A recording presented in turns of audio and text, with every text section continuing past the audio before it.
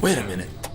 Using an RX modulator, I might be able to conduct a mainframe cell direct and hack the uplink to the download. What the hell does that mean? It means that with the right computer algorithms, I can hack you back in time.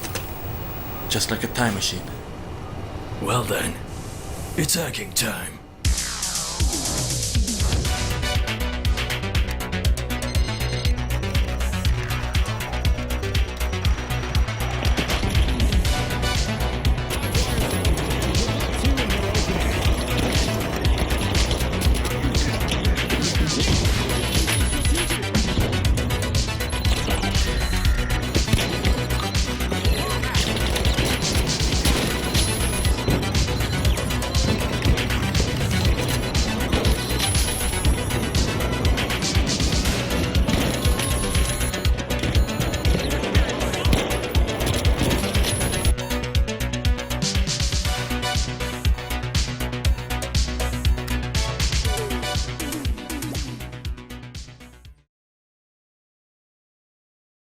Hello everyone, welcome to episode 13 of Contestant Loadouts, the series where I give you fun loadouts to try in the finals.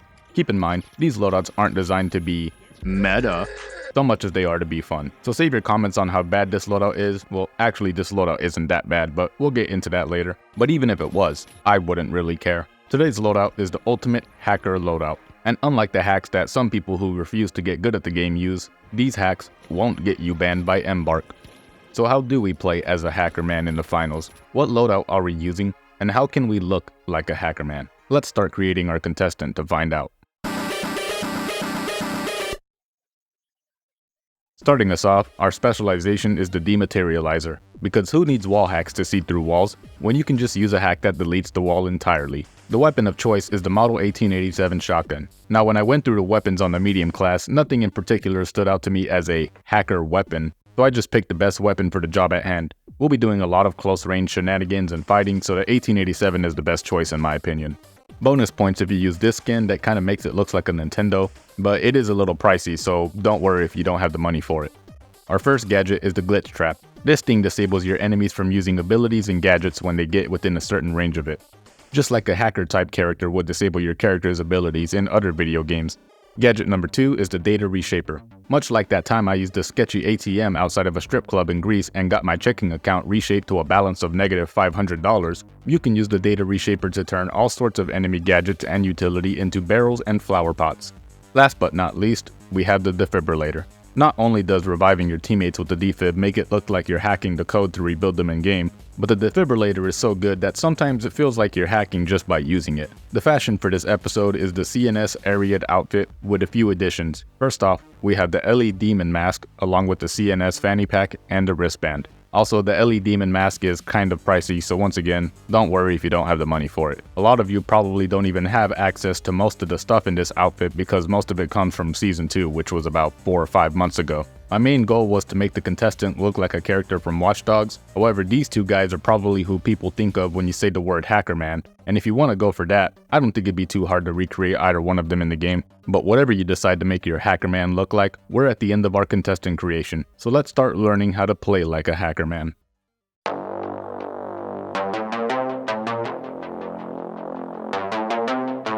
The Hackerman loadout is about disruption and combat. Our aim is to stop enemies from being able to use their abilities through the use of our glitch traps and data reshaper, and then attack them from unexpected angles using the Dematerializer. We'll also be providing some light support to our team with the defibrillator so they can get back in the ring and help us fight. On the topic of the defibrillator, I don't have too much advice about how to use it because the speed at which you can use it and the invincibility frames that revive players get make it a pretty busted gadget already. Really, my only advice is to not revive your teammate in front of the entire enemy team. And even then, you can still get away with that half of the time. Anyways, when you're on offense, you'll want to scout out the enemy setup before you just rush in. This is pretty good advice no matter what your loadout is, but it's especially important for the Hackerman because pretty much any equipment the enemy puts down can be reshaped with the Data Reshaper. The Data Reshaper can reshape a lot more things than you might think. This guy named V-Shadow Gaming has a whole video on what you can reshape with the Data Reshaper, but since I don't have footage of everything getting reshaped, here's a quick readout for you.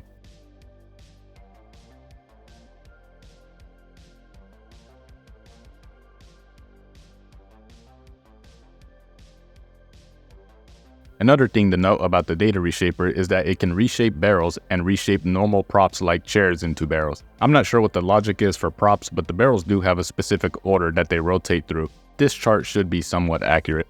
As you can see, the data reshaper has stupid amounts of utility, and coupled with the range you can use it from, I think it's a pretty underrated gadget. Really, the main drawback to it is the fact that you have to pull out a tablet to use it, so you can't just use it in the middle of a gunfight and expect to live. However, you can get away with using the dematerializer in the middle of a gunfight. One of my favorite things to do with this class is run into a spot where the enemies are posted up, get rid of a bunch of their gadgets with the data reshaper, then use the dematerializer to dip out before I get reshaped into a bunch of coins. You gotta be smart about this, because if more than 2 enemies notice you, you'll probably get whacked. Something else that's liable to happen is one of those enemies chasing you down. If you notice one of the enemies started chasing you, use the glitch trap to cover your ass. This works wonders against light and heavy players, since it'll stop them from charging you, dashing towards you, or grabbing you with the winch claw, or doing anything else that'll stop you from escaping. Something else you can do to get their ass off of you is dematerializing the floor underneath them if you're on the 2nd floor of any building. It probably won't kill them unless they fall onto some mines or something, but it is kind of funny to just delete the floor from underneath someone's feet. Back on the topic of glitch mines, you can use them to stop sword light players from dashing circles around you, and if that wasn't enough, it's also a great counter to triple medium teams revive chaining each other. It's like I said in my last video, if you don't want to get good against 3-stack medium teams, just become a Hackerman. Now if we could just find a good counter to medium teams that didn't require you to play medium, we'd really be in business. But since we're stuck playing the best class in the game if we want to beat the best class in the game, let's go over how to fight as the Hackerman. It's pretty simple to be honest. Once you get rid of the enemy gadgets and mess up their whole setup, group back up with your team and push the enemy team together. The Model 1887 is one of the most solid weapons in the game right now. It did recently get nerfed because a bunch of redditors started complaining about a gun that wasn't even changed since launch, but it is still a pretty good gun. It's a shotgun, so even before the range nerf it got hit with, I still would have advised attacking from close range. And another thing I advise is hitting the practice range to get a feel for the fire rate, damage, and spread of the gun, contrary to what Reddit says. And hell, even I thought this at one point. But the 1887 isn't just a weapon you pick up and instantly start dominating lobbies with. It actually requires some time to get a feel for and some pretty good aim, which is why when I use it, I get shit on a lot because my aim is straight up dog shit. What are you aiming at? What are you aiming at? Once again, I don't think it deserved a nerf. I think over time some players just learned how to get good with the gun, and since a bunch of the other weapons got nerfed, the 1887 got used more often. As much as I hate people who constantly sweat and optimize the fun out of the game, I don't think we should be punishing players for getting good with weapons that require you to get good with them. If Embark does keep nerfing the fun out of the game, I'm gonna hack into their workstations, put nukes back in the game, and make them do triple the damage they did before.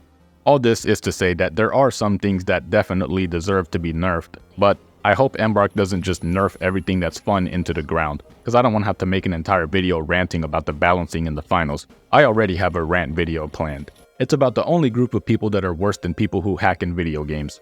Video game journalists.